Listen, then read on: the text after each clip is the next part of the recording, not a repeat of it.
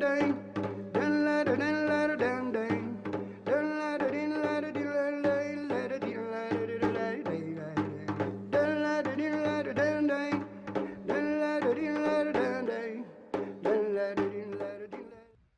direct du pont romain de cette magnifique ville de Cordoue, je vous souhaite à toutes et à tous la bienvenue.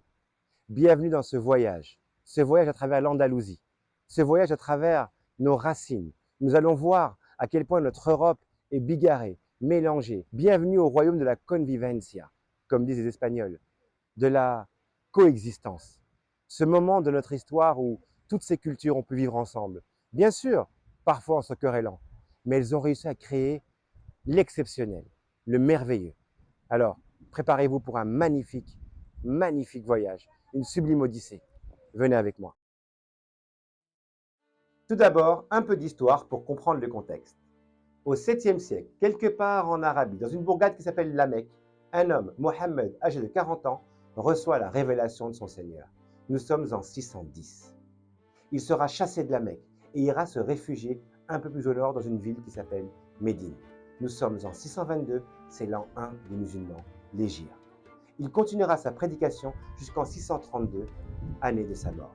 Après sa mort, ses plus fidèles compagnons, les 4 premiers califes, continueront les conquêtes jusqu'à arriver en Perse.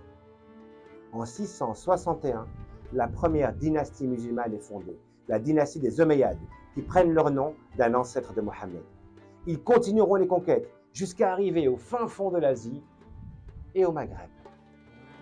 En 750, une autre dynastie verra le jour, les Abbassides, qui prennent aussi leur nom d'un oncle de Mohammed, Abbas. Ils voudront tuer tous les Omeyyades, jusqu'au dernier. Mais l'un d'entre eux, Abd-Rahman, arrivera à s'enfuir. Il traversera cet énorme territoire pour arriver jusqu'au Maghreb. Il traversera l'océan, arrivera en Espagne, où il va fonder son émirat, le premier émirat musulman en Espagne, l'émirat de Cordoue.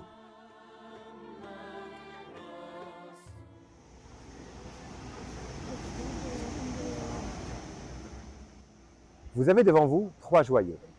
Le premier, c'est le moulin romain qui est derrière moi. Ce moulin a plus de 2000 ans. Oui, vous avez bien entendu, 2000 ans. Il a été construit un siècle avant notre ère, par les Romains qui habitaient la ville. Le deuxième joyau, c'est le pont romain sur lequel je suis debout. S'il s'appelle romain, parce que c'est les Romains qui l'ont construit à la même époque. Et enfin, le troisième joyau, c'est le fleuve, le Guadalquivir, fleuve nourricier qui nourrit la ville de Cordoba. Tiens d'ailleurs, vous savez pourquoi il s'appelle Guadalquivir? C'est de l'arabe. Wad al-Kabir, ça veut dire le grand fleuve.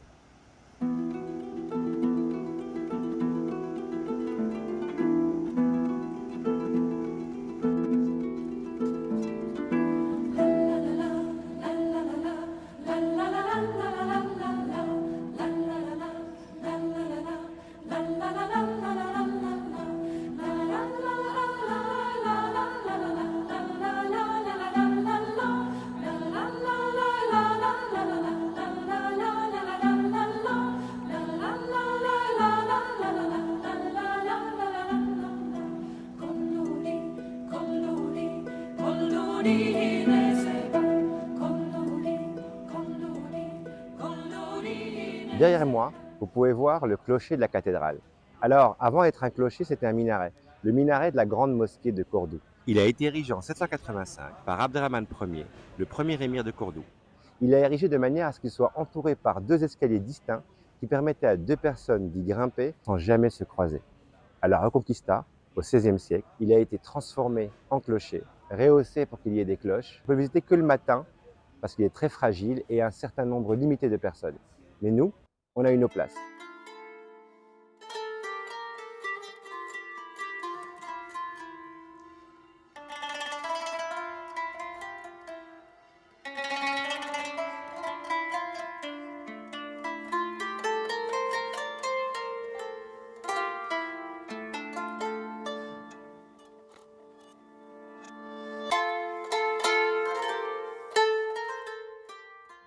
Devant vous, vous voyez le minaret de la mosquée.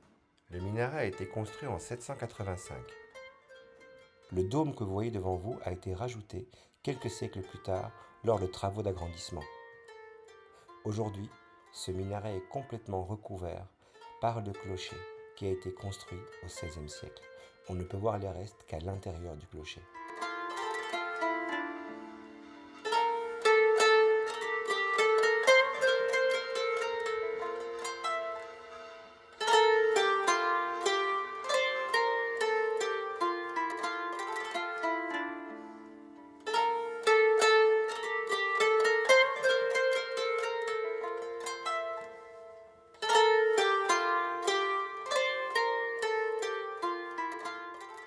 Au prochain épisode, je vous emmène avec moi à l'intérieur de la mesquita.